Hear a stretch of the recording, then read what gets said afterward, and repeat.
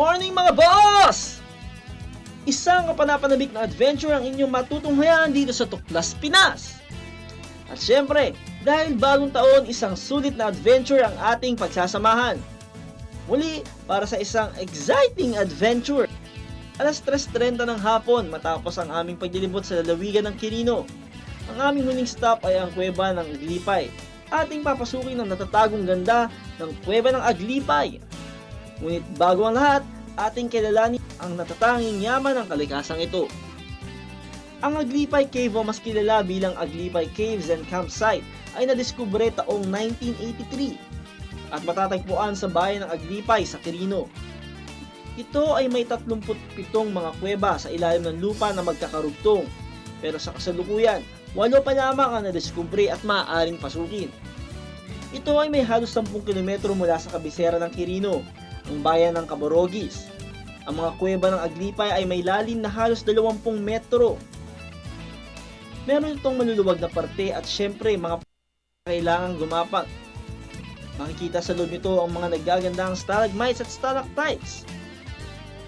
Ang 8 kuweba na bukas sa mga turista ay siguradong inyong kagigiliwan. Pero syempre, papayag ba naman ang inyong Tuklas Pinas adventurers na hindi ipakita sa inyo at ipadama ang thrill at excitement sa loob ng kuweba? So, here we go!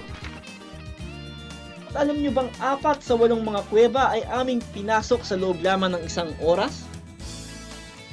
Mula sa paan ng Aglipay kasama ang aming tour guide, aakyatin ang Cave 1 ng halos 2 minuto. Sa loob nito, makikita ang rock formation ng isang higanteng pawikan, ang mini rice terraces, dolphin at mga paniki na naninirahan sa kuweba. Madulas at mabato ang aming dinadaanan.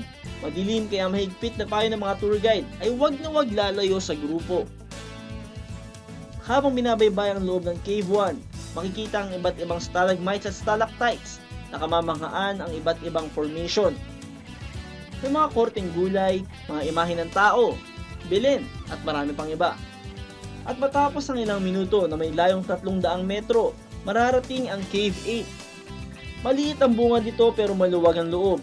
Makikita sa loob nito nagagandahan ding mga rock formations katulad ng camel, puso ng saging, taong nakayuko, at pakpak ng isang anghel.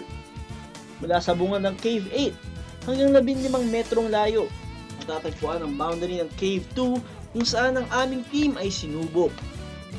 Una ang Duck Trail, kung saan kailangan mong maglakad ng nakasquat para makalagpas dito. Ikalawa, ang Small Hole na siyang sinasabing boundary ng Cave 8 at Cave 2. Amin itong pinasok at talaga namang sobra ang hirap. Sa aming team, ako ang unang pumasok. Inuna ko ang aking kamay at braso at patagilid na pumasok sa butas. Hindi basta-basta pagpasok dito kaya diskarte ang kailangan.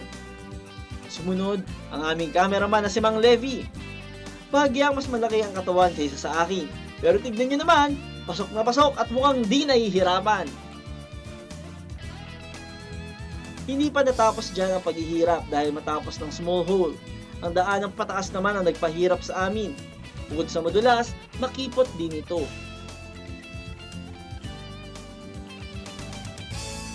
Matapos nito, bumungad sa amin ang iba't ibang rock formation na nakamamangha.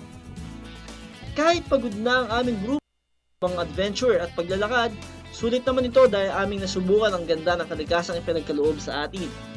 Ilang minuto pang paglalakad, pagpanik at pagbaba, aming din nakita ang bungad ng Cave 3 na siyang aming nalabasan. O paano mga boss? Hindi ba't nakamamangha ang kuweba ng Aglipay dito sa Quirino? Ababa! Tayo na at subukan ang one-of-a-kind experience.